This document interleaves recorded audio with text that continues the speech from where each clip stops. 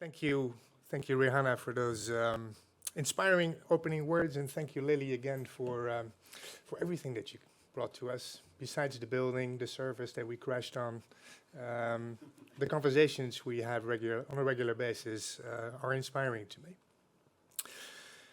I'd like to also welcome everyone here in the room, everyone out there on behalf of not only the foundation, but the Network Association and the Aggregators Forum. We really believe we're in this together as an initiative to take up this big ask that we're being served with. I'd like to also thank all the speakers, which will enlighten us during the next couple of days. As we've heard, we're going to be talking right now about the data space. When I was first launched and first coined, when I first heard about it a year ago, I think it was about a year ago, I must say it left me a little puzzled. And I think it left many of you also a little bit puzzled. We've asked you with the registration for this conference, what would you like to know most about? What are you most curious about? And I think overwhelmingly you've said, well, tell us what this data space is. Tell us what is different from what Europeana currently is. So we're going to try to unravel that a little bit, although I can't say that we have a definite conclusion on this. But we'll try to illuminate this a little bit under Michael's leadership. A question I also found very interesting that we asked you was, what do you think you can contribute to this data space? And there was an incredibly interesting response to that. We had over 900 registrants. I parsed a little bit through it.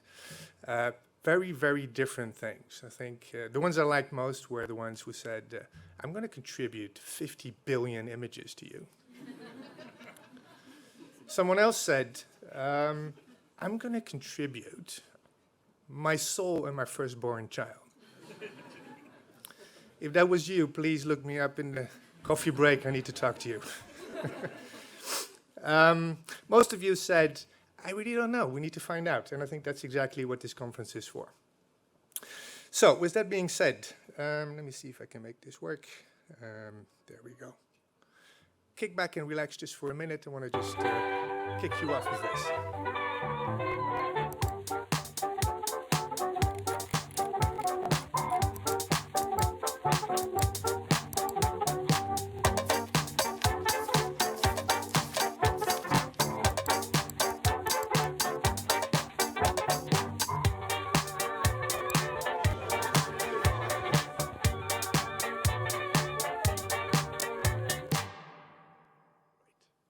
So, that was, I love this piece of music. It's the Rumba Blanca, courtesy of the Latvian National Library. All the Zarins, I hope you're watching, and remixed by our own Sebastian. Well done. So this is the shiny new website homepage that we've developed recently. So, let's talk a bit about the data space. As I said, we're all trying to unravel a little bit what this means. I think we need to understand that we do this in a specific context. The canvas that is our backdrop, Europe, has changed over the past 4 years. Let's admit it. I think we've seen some incredible upheavals. We've had COVID, which forced us to rethink how we work together. We've had attacks to our democratic values, with most recently the most terrible invasion of Ukraine. We're faced with a climate crisis which is staring us in the face, and we're feeling inadequate to do something about it. And I think those are the kinds of things that we need to realize when we start and embark on this new journey that Rihanna has outlined. How do we play a relevant role as cultural heritage institutions in a digital sphere against that backdrop? So let's have a review. What are the key ingredients of this context? Two very big policy developments that I'd like to mention to you. One is the European Data Strategy, which was launched in March 2020, and 1 year later, the Europe's Digital Decade Strategy. So these two, I think, form the foundation for all the work that we'll be doing as part of the data space. Rihanna will be able to explain this better than I do, but I think it's important for us to realize this. The European Data Strategy aims to make Europe a leader in a specific form of data management. And I think that's the thing that we need to discuss when we talk about data spaces. How do we play a relevant role in the context of Europe in a global setting? Europe's Digital Decade brings us the strategy for the next decade, where Europe wants to play a leading role. And I think the key thing there for us is that upskilling is the key ingredient. How do we learn to deal with digitality in the widest possible form of that word? So remember this when we talk about data spaces later on. So what are data spaces? If you look up the literature, you'll see that this is a relatively new term. It's about 15 years old. I think that's the earliest version that I could find about it. And I think there's not enough experience yet to really come to a definitive answer what a data space is. But what I took from it are that there are at least three key characteristics that I like a lot about the idea of data spaces. The first is that its design principles are meant to support multi-layered ecosystems. Not entrepreneurs, not the government, but multi-layered ecosystems. And I think that's the thing that we need to drill into if we want to understand what a data space is supposed to be. The second key ingredient, and I think Monsieur Breton will have spoken a lot about this, is the concept of data sovereignty. So I think the way I interpret that is that we should empower the people who have data, who are the custodians of that data, the cultural heritage institutions, to really control the data and how it's being presented on the web and beyond. Sovereignty. And the third key ingredient really follows from the first two. It is that we're trying to build a space that is an alternative to platformization. I think it's as simple as that. Platformization being the big drive currently on the internet, where all data gets concentrated in a few, often commercial players, who then control not only the data, but also how it's being exploited and the value it can be derived from it. I think data spaces can be a very interesting alternative to that, and that is very close to the fundamental values that Europeana and this community has always been about. How do we democratize access to culture? 14 data spaces have been imagined by the Commission in this program. Very wide range of things, as you can see, from mobility to health, energy, and then a few that are a little closer to where we feel. Media, perhaps tourism, the Green Deal. I think those are the ones that I connected a little bit more to our data space. And all of those data spaces eventually will need to start working together, right? Eventually, there should be a seamless, interoperable space, not only of data, but of values and of communities. One more thing to mention about this is that those data spaces will not operate on their own. I think to some extent we will be able to develop the space in the way that we want it, and I think we have the advantage that we're a little bit ahead of the curve. Most of these other data spaces still need to start. But we will be supported, and I think that's the way to look at this, by a support center and also a technical infrastructure that can really help us accelerate the work that we do. But how we do this is still very much up for grabs, and I think that's the thing that we need to talk about together. It's a big ask. Let's not fool ourselves. We currently have about 60 million objects in our database. We worked very hard for the past 4 years to raise the quality of that. But the ask really is not only raise the quality, but do more of that and do different things. It's not only about 2D anymore. We're talking about monuments and sites at risk that also need to be safeguarded and made public. And we're very happy that the data space that we've been, the work that we've been tasked with will be supported also by policy from the Commission and also the commitments from member states who are albeit informally, well, formally, but not conclusively bound to what you see here on the screen. Member states will support and raise awareness of Europeana. They will also make available the data that is publicly funded on Europeana and the data space. And they are tasked to digitize all 3D monuments at some point in time. So, let's zoom in a little bit on what this data space is. And I'd like to do that, I'd like to illustrate that with a little story. So the story is this. I've shown you the shiny new homepage. And of course, that takes a lot of work. This is just the most visible expression of who we are on the web. But what really is important to know is what happened under the hood. So in 2018, in the summer, the teams here started working on the website and immediately decided to change the whole code base. That I think was already a pretty drastic start. And I know, Fogan, you'll remember that point in time. After that, we started rethinking, okay, what is the use of this website? How can it be more useful to more different groups of people? And I think the item page was the first thing that really got under review. And by summer 2020, it was decided to collapse that huge amount of metadata that some of these organizations provide to us to a much smaller set. Of course, you would be able to collapse it out again if you were interested in it, for example, if you were a researcher. But perhaps for some people in our audience, just the first impression is the most important one. But I wanted to tell you is this, that the work you've been doing to enhance all that metadata wasn't in vain, because under the hood, having the richness of all that metadata allows us to, for example, translate all of that metadata if the indication was which language the metadata was produced in.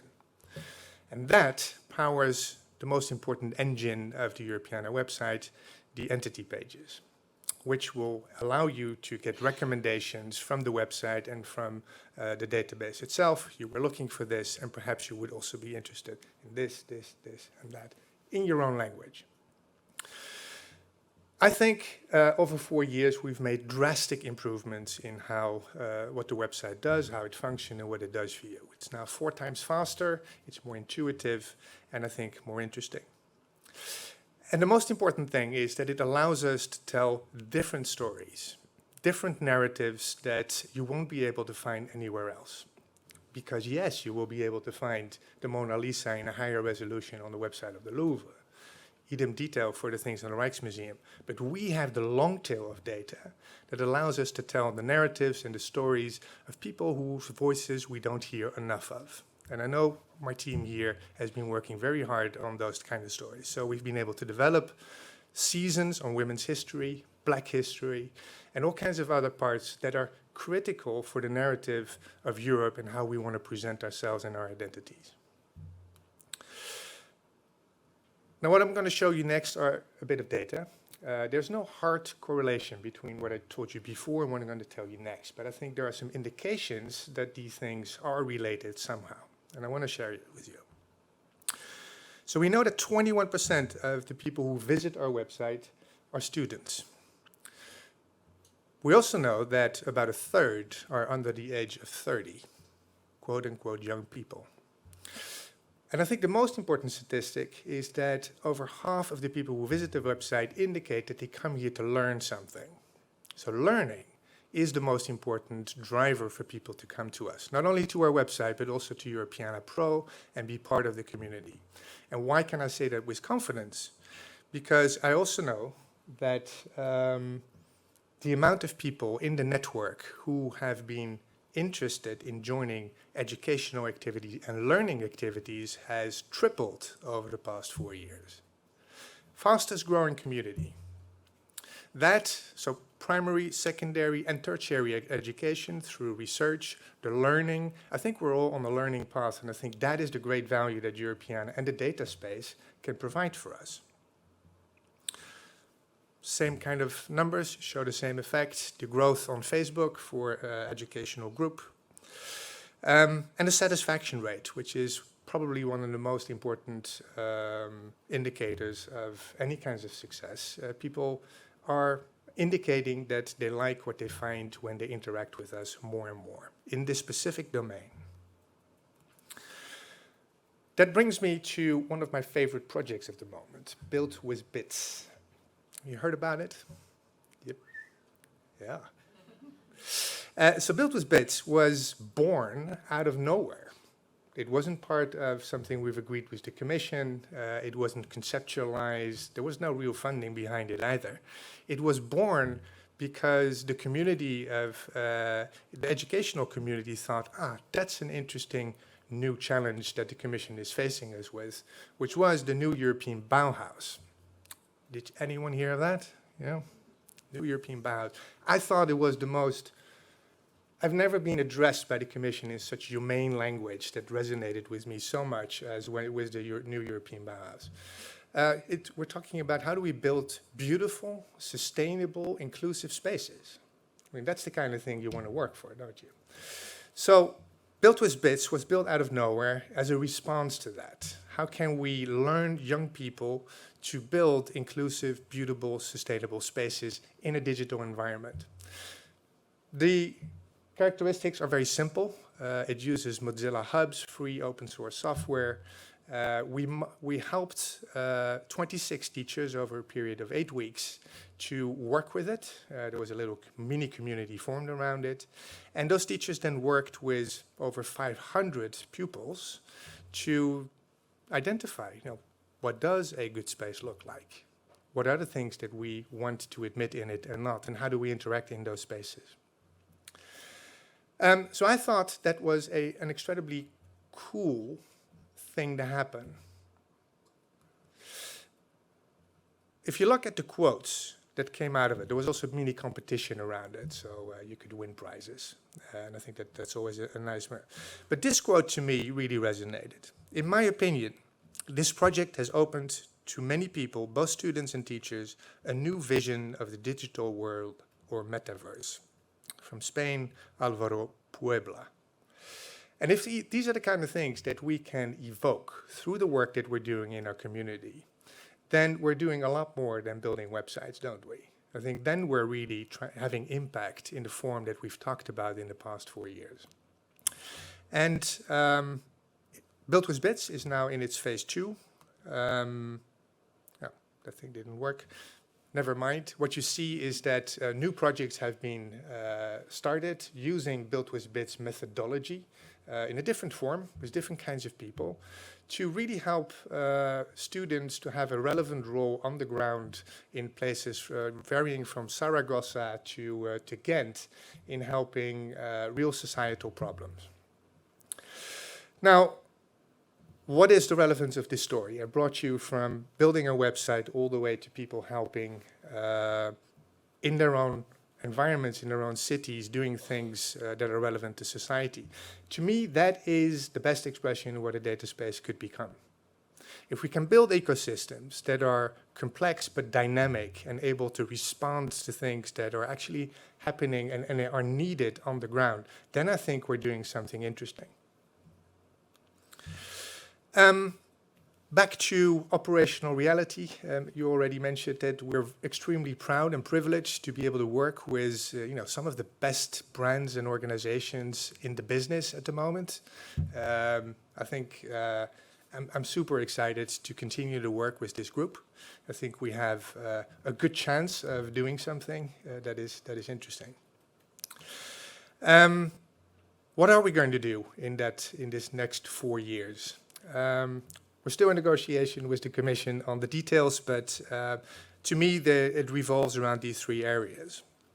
On the data side, we've already talked about. We'll need to up our game in the sense of how do we create infrastructures that makes it easier and more rewarding for organizations across Europe, libraries, museums, archives, to work with us and share their data. We're going to focus more than before on reuse scenarios. That means How do we work with teachers, with educators, with designers, creatives, to make sure that they can use the material in their own contexts? And probably most importantly, we need to find ways to better talk to you and make you connected to each other, because that's where the magic happens. That's where we're being able to be adaptive to what is really needed on the ground. We're not doing this alone, I'm very happy to say. We've got a network of 40 accredited aggregators that the Aggregators Forum is nurturing.